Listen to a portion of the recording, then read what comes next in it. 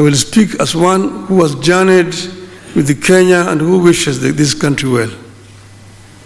I believe strongly that no matter our disagreements, our visions and disappointments, we have to have our country first. We may hold as lofty visions,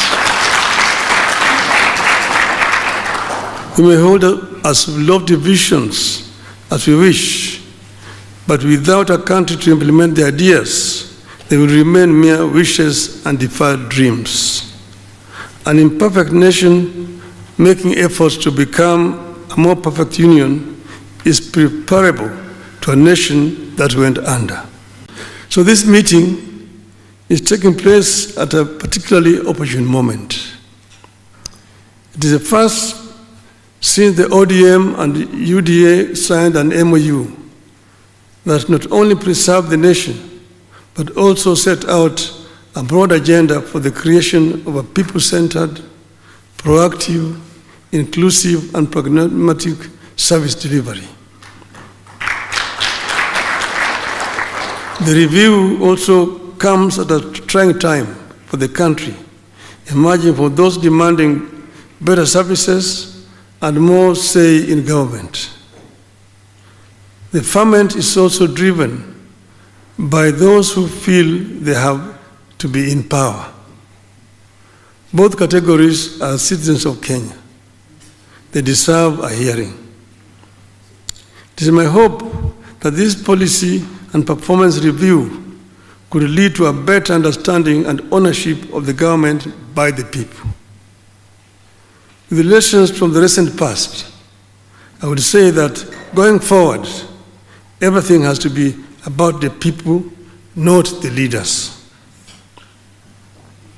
One of the lessons I hope you have picked is that without the people's understanding and ownership of government policy design and execution, a perception will persist that the government is not delivering.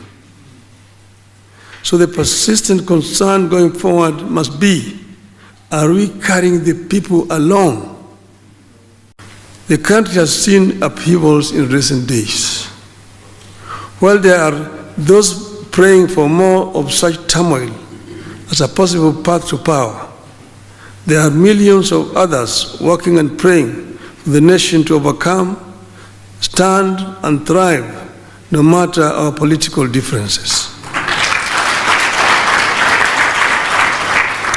My position is that leaders are put in place for difficult times to help turn the tide by providing solutions. We are put in place to merely, we are not put in place to merely follow the current. The challenge the National Executive must impress on its officials is that they consistently ask themselves, are we leading or following the people? In a time of challenges, are we trying to turn the tide merely or merely trying to survive by doing what is easy and popular? Are we listening to the people or merely talking at them? From outside, you have seen leaders running away from leading and opting for what is easy and popular. In the budget of 2025-26, we have seen an attempt by the government to address the concerns that led to the upheavals of last financial year. Going forward, the government must look into more avenues for more response to the burdens of the people. This government must do, not in order to be popular or to win the next election, but because it is the right thing to do.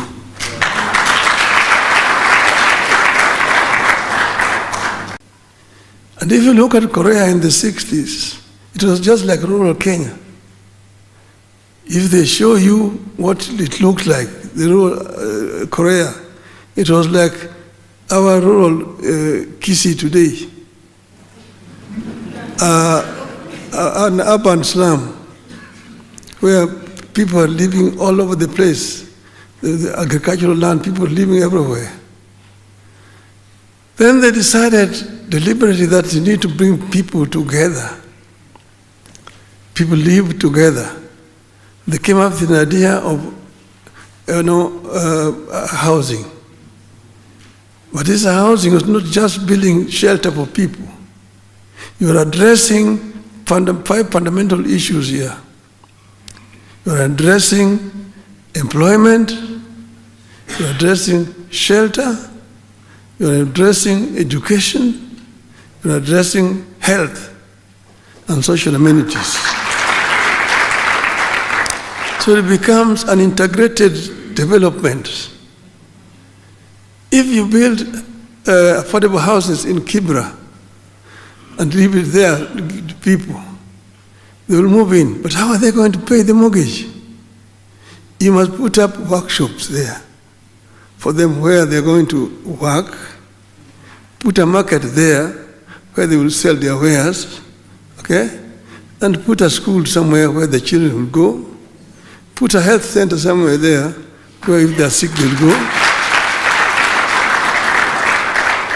and a social place where they can go for recreation, or they can go for one for the road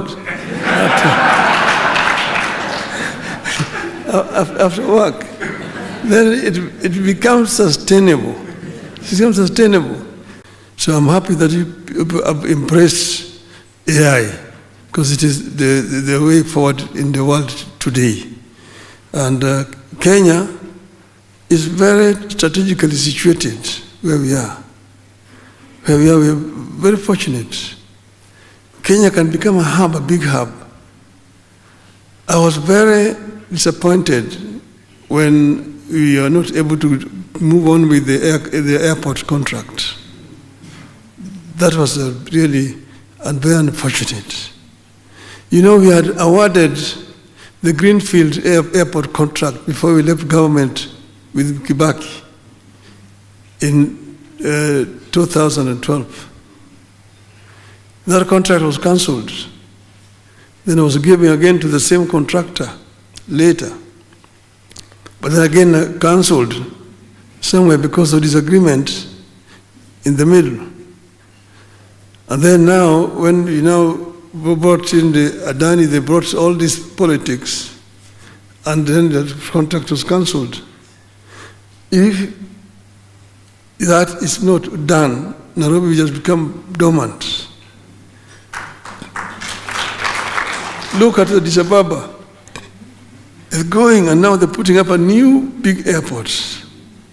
So Addis Ababa is going to be the hub around. Ethiopian Airlines is the dominant airline now on the continent. Kenya Airways can do the same. Kenya Airways can be the carrier in the continent because South Africa went down. But we are not doing it. You need to find a way. Look at Emirates.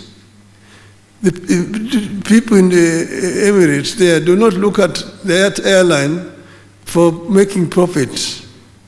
It's basically a vehicle bringing investors, tourists, shoppers to the Emirates. KQ can be making losses so long as it's bringing people to our country. See, this is the thing. And put up a big airport in Nairobi. If you don't do it, Rwanda is going to do it. The Kigali will become the hub around here. You can do it here in Nairobi, and Nairobi becomes the hub and become the Dubai of Africa.